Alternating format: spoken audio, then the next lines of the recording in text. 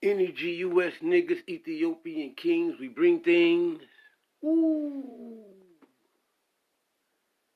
Any GUS niggas, Ethiopian kings, we bring things. Them some lyrics I wrote back in 1994, maybe 1992. Yeah. Hey, yo. Get the Anchor app, y'all, so y'all can listen to your boy. For real. Y'all can get the raw, uncut news. Yeah. Get the Anchor app. Greetings. This is Yasha Ben Israel for the Yasha Ben Israel Terry Whitfield podcast show. The place where we glance through the smog, just to prance through the smog. The place where we talk about things that they don't want you to know and things they don't want to talk about. Yes, they, people. Yeah, they don't like to talk about this stuff. But we got answers over here. Today's topic of discussion is heathenism. Yeah, that's right. I said it, heathenism. It should be a topic that every Negro in America, every Anglo-English-speaking Negro in America should understand heathenism. The first religion, the religion they hold first. Heathenism. Heathenism is a religion. Believe it or not, it is a way of life. It is the way of the life of the heathen. And when one wants to live like a heathen, that way of life, that religion, that lifestyle is called heathenism. Surely I have defined what a heathen was in my podcast show and video. What is a heathen and what does it mean when I say it? Surely when I say it, I mean it by every word of the definition in any good English dictionary. A heathen is an Anglo-Saxon, Jute, those that are from the Germanic seed that lives and resides, or should I say have lived at least once upon a time, and resided in the heaths of Britain. Yes, the British heaths, the meadows, the forests, the countryside, the hillbillies, the people that are not city dwellers in the old world. Today, those principles may have changed up a little bit because of technology. You understand? You have computers now that should speed up the information age. You know, it should speed it up. I don't care where you are, anywhere on the earth. So to understand heathenism, you got to understand what the heathen is. And to understand heathen, you have to understand history. Do understand that words like heathen is more historical talk than it'll ever be biblical talk, okay? Because we're talking about a group of people that can be substantiated by history. And they can be substantiated by the English Bibles. For every time the word goy has entered itself into the Hebrew scriptures, it has been translated as either heathen or Gentile or pagan. Heathen, Gentile, pagan. Those words are synonymous today with a heathen. And the lifestyle of the heathen is heathenism. You know, I'll never be more appalled by some of our great black scholars and leaders. You know, John Henry Clark, for example. You know, I'll never be more appalled, you know, because it seemed like in their writings they confuse what Africans do in the heathen society that they have been in and far disenfranchised from their African culture. They accepted the white man's culture. That white man culture, that white man himself was either Anglo, a Saxon, a Jute, or one of those Germanic European tribes. People that have made it from Germany, the forests of Germany, because Germany was a very, very barbaric land a long time ago. These people made it from the hillsides and, they basically were the hillbillies of Germany. People without education, knowledge, writing, literacy, or any of those things. Do understand that reading and writing has been on the earth a long, long time, and black people created this stuff. And people that's associated with the Bible is responsible for reading and writing, understanding, grammar, literacy, things of that nature.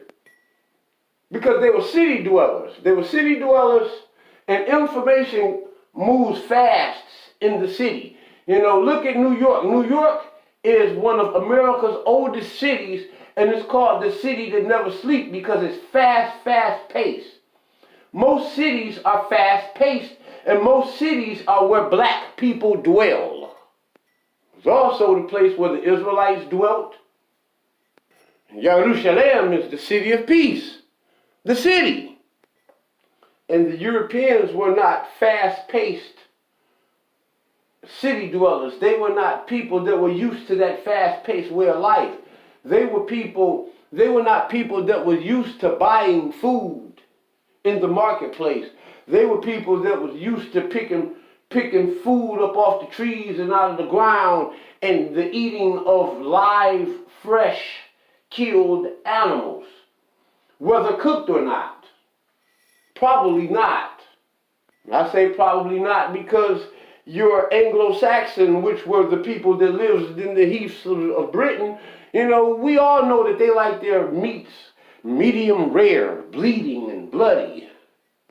Understand that medium rare means medium raw. So you catch that African American man who are living in this society, a society that is founded by the heathens and built upon heathenism. He feels that since he traded in his nothingness, because African Americans, when they took your African culture away from you, you were reduced to nothingness. So what you had was nothingness. Nothingness in contrast to his heathenism, which was actually worse than your nothingness. Your nothingness was pure, your nothingness was humble, and believe it or not, your nothingness was good. It was good because you got to understand that hell was made for the devil and his workers of iniquity. I could have sworn Jesus Christ said that. Pay attention. I used to be a Pentecostal preacher. Okay? I used to be a Pentecostal preacher. And I had my own Christian Israelite organization, so to some degree I was even a pastor. When you was reduced to nothingness, he was the dominant in this society, and when black people wanted to come up, they abandoned their nothingness because they had nothing. They were stripped from their African culture, whatever it was, whether it was an Israelite culture, an Egyptian culture, whether it was a Cushite culture. He was stripped from it and reduced to cattle. His rights, his possessions was produced to nothingness. Looking at his nothingness and a long lost Afro-Asiatic culture, heathenism starts to look good. I mean, think about it. Just think about it on the food tip. You know, they thought you was nothing and they gave you the nothing foods. They gave you the neck bones. They gave you the pig feet. Okay, they gave you the nose and the whole head, You know, eyeballs, brains, all that. They gave you the whole head and called it whole head cheese.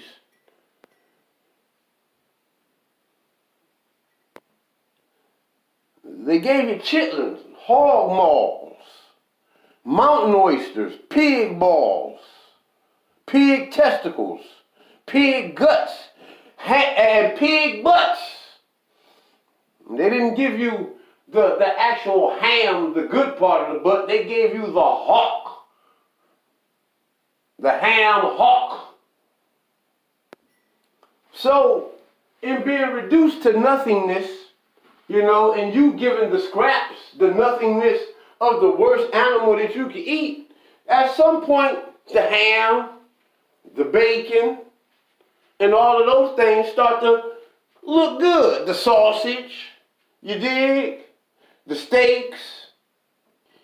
In reducing you to, as the African American, to the nothingness and the worst parts of the pig, at some point you begin to start to, you notice that the bacon and the hams and the steaks and the better part, the loin, the tenderloins and all of those parts were the better parts of the pig. While you got the nothingness parts of the pig. You understand? So at some point, in order to feel like you coming up in life, you look at the elites of the society, which were the heathens. Okay? You got nothing. You got the scraps, the stuff they didn't even want, the garbage. And that which became valuable to him became valuable to you. Remind me of a movie that I saw when I was in elementary school called Sonder. Yeah, Sonder. The movie Sonder. I saw it as a young boy and I'll never forget it. It was about a black guy that was living in slavery. And it was during the times he must have had a slave master that allowed him to have a wife and a family.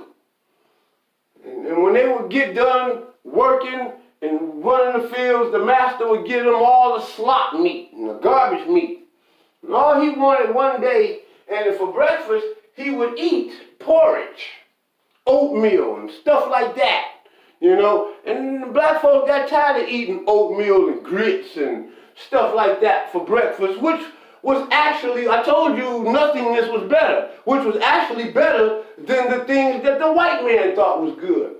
And the white man thought sausage and bacon was good for breakfast. You know, that's what their choice food, and they were the elites of society. So, in order for you to feel good and to feel like you had some kind of status or position, or even to boost your self-esteem, you wanted to eat, and you prized what the elites prized. They liked the bacon. And Sandra went out, and one day he just got tired of eating that stuff, and he went out and stole some bacon.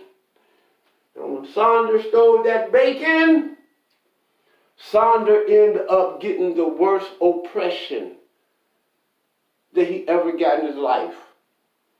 I mean, it would be equivalent to you eating some bacon and feeding your bacon to your family, or the bacon that you took and stole, because it was prized high in that heathen elite society.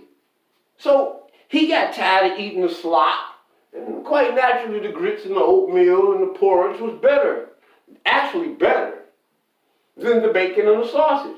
But one day he just wanted to just feel that good heathen life. It ain't the good life, it's the heathen life. The misperceived as good heathen life. He wanted that good life. He broke God's law and went to stealing, and went to steal food that the Most High told you not to even touch. And when he did that, the laws of heaven opened up against Sonder. And it would be almost equivalent as a police raid coming to run your house, because the overseers was out to get him. And punishment surely was on the way. That's just a little early example of how black people wanted heathenism, how black people wanted the lifestyle of the Anglo, the English. Anglo and English, Anglo, Engli, same thing. Angolan, Ingoland, yeah. So when I say Anglo, I mean the English. You wanted the English elite way of life. You didn't want, to eat like Africans. You didn't know that. That was taken from you. Your African culture was taken from you. Many black people in the conscious community, in the unconscious community, I'll call it the unconscious mess, not the consciousness. The unconscious mess community would like for you to believe that this heathenistic society and this culture and this way of life that the Negro live in America is actually the natural culture of Africa. And nothing could be more further from the truth. The same heathen, the best heathen in America, the best heathenized Negro will have a hard time living with the jungle brothers of Africa. I'm going to tell you that. Because heathenism is not our culture. Now, you ain't got to be an Israelite or Muslim, but you do understand that whatever you do in America, if you wasn't taught by Afrocentric and Afro-Asiatic scholars about this truth, you best to believe you live the heathen life. You live the heathen way of life. I'm talking about from the time you get up to the time you go to bed. Every thought by black people being the originals, you practice heathenism for so long, you are the worst heathens. You have become a better heathen than the white man, because when Charlemagne came in, King Charlemagne was who was responsible for converting the Anglo, the English, into Christianity, which was an Afro-Asiatic way of life. So what I'm telling you is that the Anglo-heathen, due to another white man who abandoned heathenism, paganism, for the Afro way of life, Afro-Asiatic way of life, I'm saying that the Anglo-Saxon has abandoned his whole heathen Nordic pagan culture to adopt your Afro-Asiatic way of life, while you Negroes, while you Negroes have adopted and threw away your Afro-Asiatic life to live a 100% pagan heathen way of life. You so heathen, it reminds me of the words of Malcolm X. Malcolm X say when the heathen's sick, he be there on his deathbed, and you come in there and say, what's wrong, master? What's wrong, master heathen? Is we sick? That's how more heathen than the heathen you have become. Because you don't have a drop or inkling of Afro-Asiatic history. The Afro-Asiatic history that founded this world, and the Afro-Asiatic history which African Americans descend from. And I don't care, you can trace it all the way back to Babylon, all the way back to Egypt, and it's all going to go back to Ethiopia. For Ethiopia first founded Egypt and Babylon. Those are not heathen cultures. They may be pagan cultures because they're non-Israelite, but they're not heathens because it is not a British hillbilly, country boy, dumb white man culture. I think of the songs, how the music that we have are traced and laced and traced, all the way back to heathenism. I'm thinking of the song, "Ooh, you got it, the fabulous life." But the values of all of those that are called fabulous Those things were not valued by black people. Diamonds. Diamonds was nothing to black people. You ought to look at the breastplate of the Levitical priest. And diamond is not on there. Okay? You had all the 12 precious rubies, gold on a gold plate. And diamond is not on there. Diamonds don't really have no value.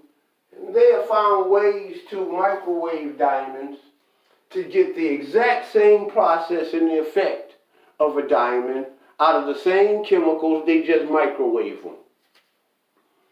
And just because they're microwaved is the only reason why they don't pass the diamond tester test. And why they don't exceed upwards towards in value. It's the only reason. Same chemical compound, just one has naturally made it this way and the other one was artificially made this way. Either way it goes, it has value. And European queens, kings, they didn't see value in diamonds until they went to Africa. A ruby or turquoise or topaz had more value to the Africans than a diamond. Trust me, diamonds did not have value like that in Africa. In fact, diamonds have not had a value in this world a good 200 years. And that is a fact. It wasn't until very recently that diamonds had become popular. What I'm saying is that the Europeans brought value to diamonds. And when you're talking about this fabulous life, you want to marry your wife. First thing you want to do is go give her a diamond ring. The bigger the diamond, I guess it symbolizes the more you love her. These are European values. Africans never put values in diamonds. So this fabulous life that you're talking about that you want to live, it's a European fabricated way of life. It is a heathen, Anglo-Saxon way of life. Ain't no other European on the planet Earth brought value to diamonds other than the Anglos, the Saxons, and the Jews. The barbaric tribes of Britain, Ireland, Scotland, Hibernia, and the Hebrides. Africans had value in things like morals, family, functional families, knowledge, wisdom, understanding. Those were the things that African valued. Again, you look in the Moorish Empire. The Moorish Empire valued books, and they made books valuable all around the world. Yeah, they make books valuable all around the world. You have to excuse me because sometimes, because I speak Hebrew, sometimes my B's and V's and my W's and V's, because of the bait and vait issue in modern Hebrew, sometimes as I flow, because I interchange between the two languages so often, I ask you to excuse that. I don't apologize for it, but I ask pardon for it. I ask to be excused for it, for your lack of understanding. And my lack of staying within the context of the English language solely. For I speak more than English, and my mind is greater than English. My mind is greater than the heathen. I had to learn the Afro and Asiatic ways of life of the old black man. And there was values in that stuff. You're never going to come across a book that has more core values, morals, and principles than the Hebrew Tanakh. There are those from the Kemetic community who would like to say, because Egypt is older than Kemet, that Egypt has more core values, good core moral values and principles. But Egypt have men having sex with each other on the wall, you know, and as if though that stuff is good. Well, I don't know whether it was good then, but today that stuff is not good, man.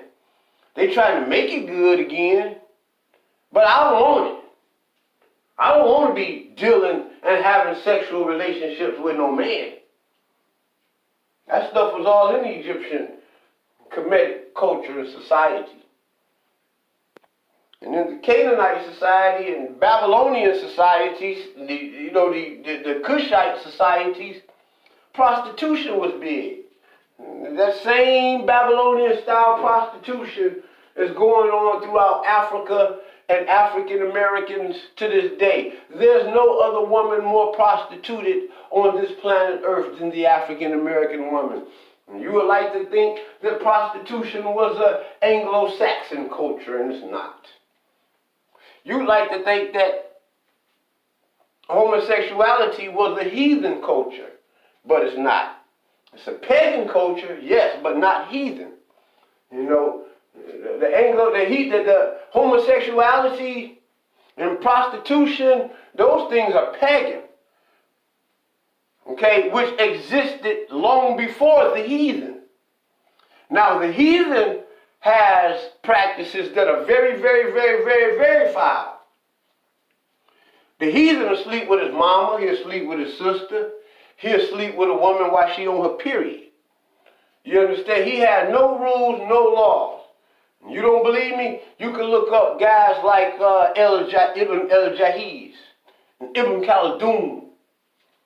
Okay? You can look up the writings of Ibn el-Adrisi and people from the Moorish Empire. The Moors, the Muslim writers that were conquering and enslaving the world, like in the likes of Tariq.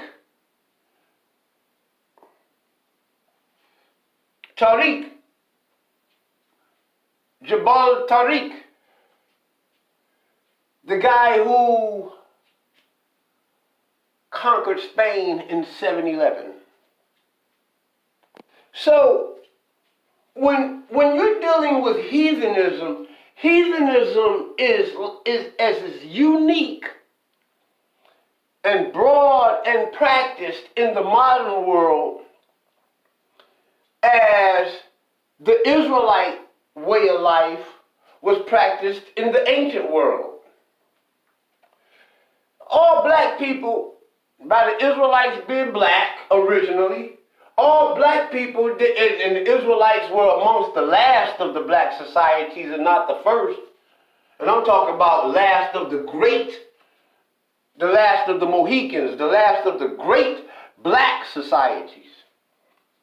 You know, being that they were the last, they had all of the knowledge and practices of all of the other black societies that came before it. You know, that's why you'll find similarities in the Medu Neter and the Code of Hammurabi, because these were the last of the blacks. And they had, and so therefore, by them being the last of the blacks, all blacks did not practice the Hebrew, the Israelite, the Jewish way of life. There were other black practices that were much more older. And those were what we called Hagoyim, the pagans. Okay?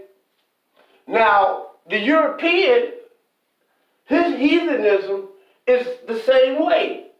All white people, the Anglo-Saxon was the last of the white races into not the great white races, but he was the last of the barbaric white races that have made it to the point of the elite and the dominant society of the world. But all white folks are not English. All white folks are not Anglo. All white folks are not Irish, Scottish. All white folks are not Jutes and Saxons, the Saxony. All white people don't descend from Gomer. Gomer, son of Japheth. All white folks don't descend from them. You know, because Gomer was only one of many of Japheth's children. And it is a certain group of the children of Gomer that are the Anglo-Saxons. The Anglos and the Saxons and the Jews. The Irish, the Scottish, and the English. The Anglo. And they're not, all white people don't practice the Anglo culture. All white people in the world did not live in the heaths of Britain. So all black people are not Israelites, and all white people are not heathens. The Israelite has a lifestyle, the heathen has a lifestyle. But what happens is that those white people or black people or any people that accept the Israelite or the heathen way of life, then those people are grafted in heathens or grafted in Israelites, Hebrewized Gentiles, heathenized Israelites, heathenized Negroes, the heathen. And being that you speak the Anglo-heathen language, your whole thought process in America today is heathenized. Everything about you is heathenized. And unless you learn the Afro-Asiatic culture and practice another lifestyle, I don't care what religion you claim, you as an American has been heathenized. Your thoughts are heathenized, your words are heathenized, your dietary practices are heathenized, your family building structure is heathenized, your sexual practices are heathenized, your perception is heathenized, your beliefs are heathenized, your knowledge is heathenized, your understanding is heathenized. If there's any wisdom in you, that has become heathenized. Your work practices has become heathenized. Your business practices has become heathenized. Your education is the fuel, and that has been heathenized, and it fuels your heathenism. Your kids been heathenized, your mama been heathenized, your whole family has been heathenized, your neighborhood, your communities, your cities. Black people have become more heathenized than the heathen. Malcolm X has said that. Your relationships are heathenized, your friendship is heathenized, your marriage is heathenized, your diet is heathenized, your understanding of God is Israelized, your understanding of what godly people is heathenized, your godly way of life is heathenized, your religion is heathenized, your spirituality is Israelized. Not Israelized, heathenized. The way you dress is heathenized. Your culture is heathenized. Your idea of fashion is heathenized.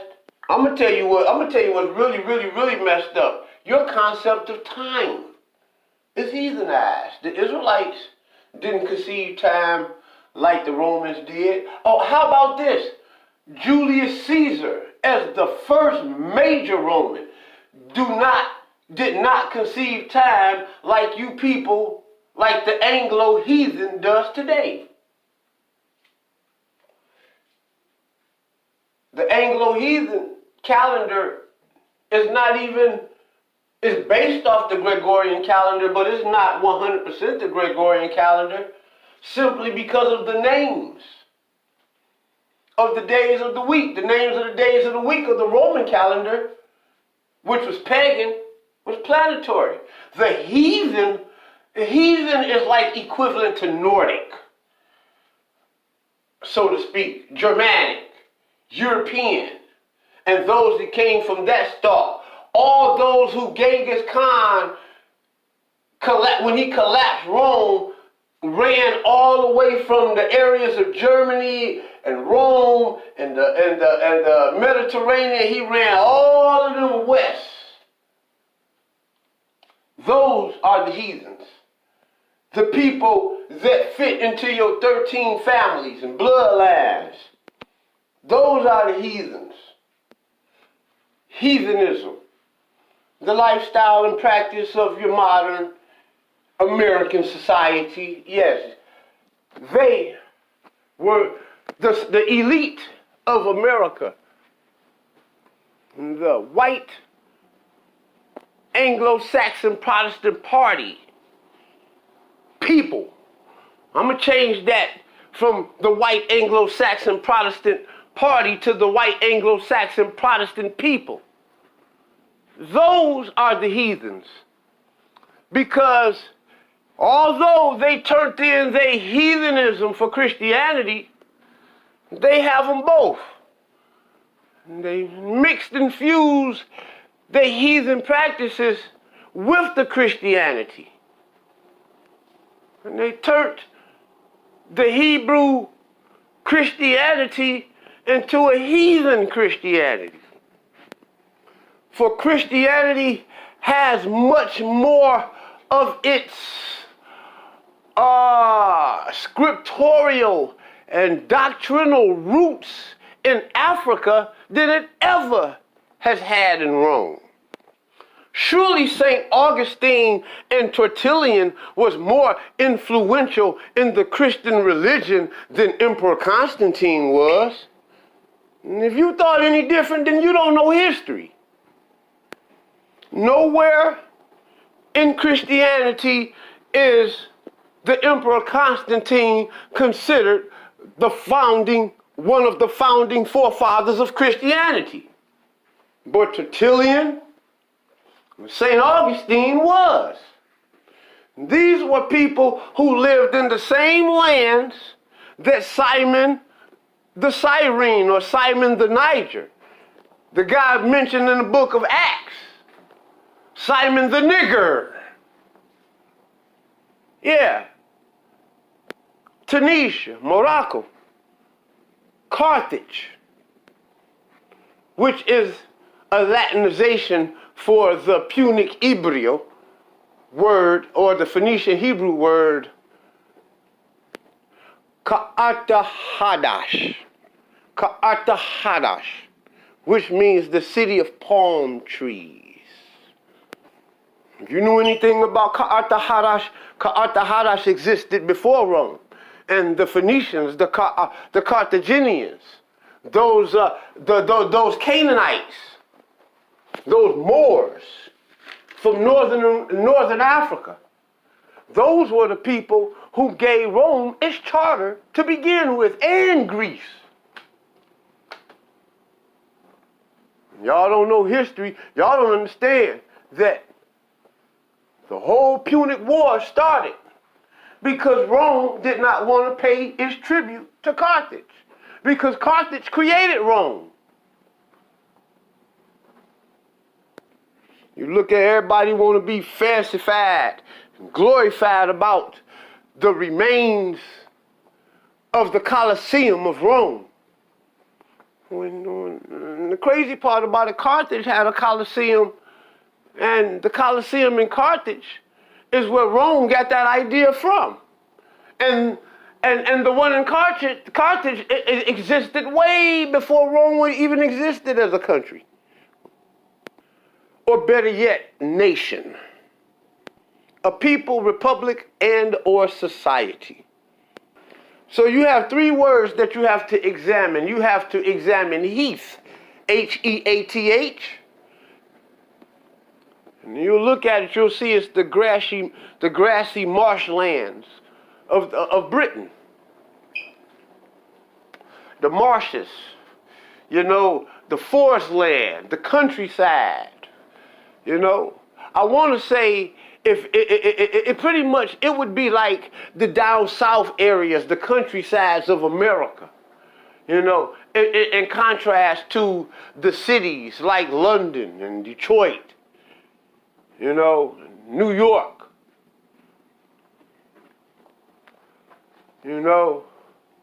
Los Angeles, Dallas. And one thing about the British heaths, and it's kind of crazy when you go down through history, because the original Britons were black. They were the British. And many of them were the covenant man. Many of them were black Israelites. And it was during the time when blacks ruled England. They were the original British. And those who lived in the countrysides and without homes and outside of castles, in the forest, in the grasslands, in the heaths, they were the invaders of the black British territories, which were at that time called the Hebrides and Hibernia. And the blacks at that time, this was before the 4th century, you'll see that a lot of black people, a lot of black Israelites in the 4th century, when Europeans start to invade areas like Britain, Gaul, Spain, when they start, after Genghis Khan ran them boys west, he ran them west, and they started attacking and invading these black territories. And London was a black-built city. It was one of those black-built cities, and the nursery rhyme, London Bridge is falling down, falling down, falling down. That's because the great Viking, Olaf Heathenism, invaded London. For thousands of years, Britain has been invaded by stronger nations. One of the most famous of those nations was the Roman invasion of Britain back in 401. And when the Romans left, the Anglo-Saxons settled Britain and ruled until the Vikings and Scandinavians made their way across the sea to invade Britain. So London was originally built by black people. And it was one of the reasons, it was one of those Mediterranean and Western, pre-Western societies that the Moors had built in Spain and France. And then the Gauls and the Europeans came in and invaded. And the nursery rhyme, London Bridge is falling down. It has a lot to do with the history of those Europeans and those white folks who end up living in the heaths and the marshes, in the forests, and in the grasslands of Britain. They didn't live in the castles. They wasn't the rulers at that time. They were not the city dwellers and the city builders, the Moors, the blacks, the Israelites, the Canaanites, the Egyptians, the Ethiopians, the Amizag and the Masmuda, and the Zanata, or the Zanaga, in which the whole country of Senegal is named after. Those people were the people who built Europe. Understand that Queen Europa was a black Canaanite queen, in which all of Europe was named after. You don't want that history. You don't want that culture, Negro. You want the culture of the heathen. You don't want that Israelite and that Egyptian and that Canaanite and that Ethiopian. You don't want that culture. You want that heathen culture. That New World Order culture. When you think about Madam C.J. Walker and her straightening comb and the introduction of perms and concholine, conch, get your hair conked, fried, dyed, and laid to the side. And the Bible tells you, the Afro-Asiatic Bible tells you to envy not your oppressor and chose none of his ways. It's written in the book of Proverbs. Envy not your oppressor and chose none of his ways. Your oppressor was the heathen. Your oppressor was not the Christian. It was not the Hebrew or the Israelite Christian or the Judeo-Christian. It was by the heathen Christian. By the Christian who kept and preserved his heathenism under the veneer of Christianity. Europeans was never interested in giving black people Christianity or a charter in it. European Christians today don't respect black Christians. What are you talking about?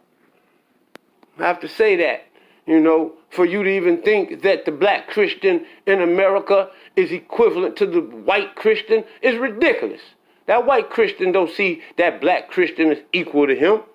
That white Christian has a whole nother pagan idea of heaven. One that is more equivalent to the Valhalla of Odin. And his concept of God is equivalent to that of Odin. The very word God itself traced back to Odin. God, Goda, Godin, or Got, Gotha, Gotham, yeah, High German, Low German, Gotham, Godon, Godin. Godin is Odin. Gotham is Odin, Woden. Yeah, do your research. When you want to be like a white Christian, you want to be a heathen. And these are the facts. The black man is the architect of Christianity, Judaism, and al-Islam.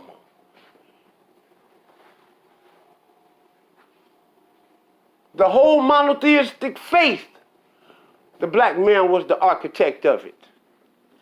And when you follow forms of these religions that were originated by the Anglo, the Saxon, the Jews, understand this, the Vikings, the Scandinavians, and even the Romans, you're following that of the heathen. That's just the grim reality.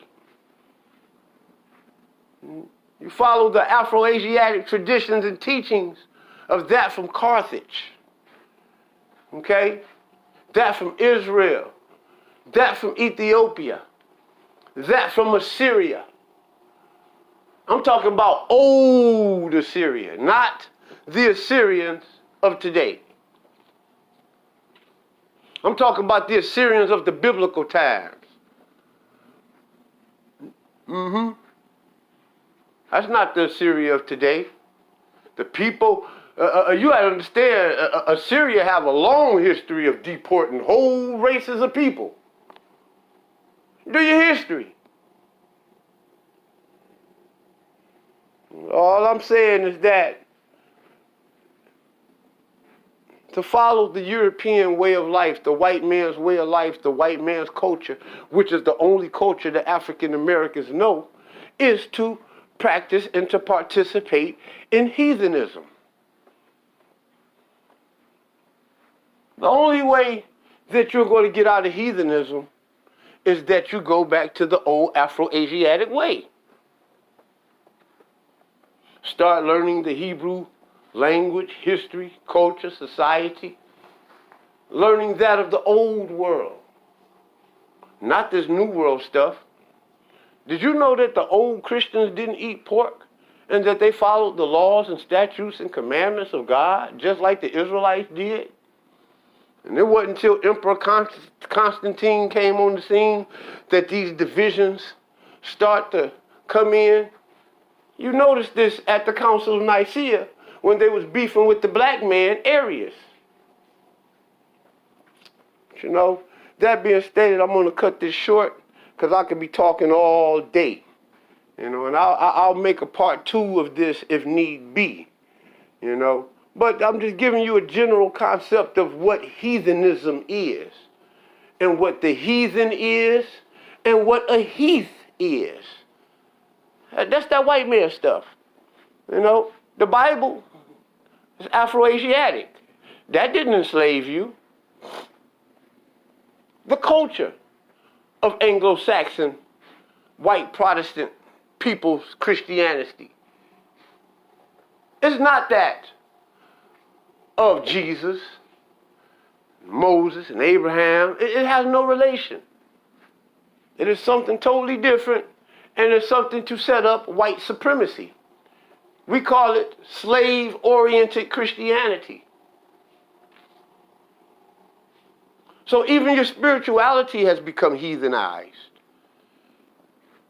First, the Afro-Asiatics conquered the pagans, the heathens. And then the heathens accepted, and then they conquered Christianity. Ain't that crazy? So Christianity has become heathenized. Okay? That being stated, I have to cut this podcast short because I have another show to do. I have another show to do, and I have to go on somebody else's platform. I have a couple things to do, so I'm going to cut this short. If you enjoyed this podcast and the knowledge that I give, come join me in this fight. And I'm asking you to join my YouTube page. That's Yasha Ben Israel. And the Yasha Ben Israel podcast show. I'm asking you to subscribe, like, share. I'm asking you to download your Anchor app, and I'm asking you to follow me on Anchor. You can also do that on Spotify, Pocket Cast, Breaker Podcast, Google Podcast, and Apple Podcast. Those are the more popular ones that I can think of. But surely you can find this podcast on any podcast show around the world. And if you find that this information blesses you, I'd like you to go to the Anchor app and donate. Donate whatever you can, and I promise you that the funds will go back to the building of this here truth. The building of this podcast, the building of this education, the building of this ministry, and the building of the blessing of black people, African Americans, and the world throughout. That being stated, this is Yasha Ben Israel signing out for the Yasha Ben Israel show. Wow, I did this in under 60 minutes. Hallelujah.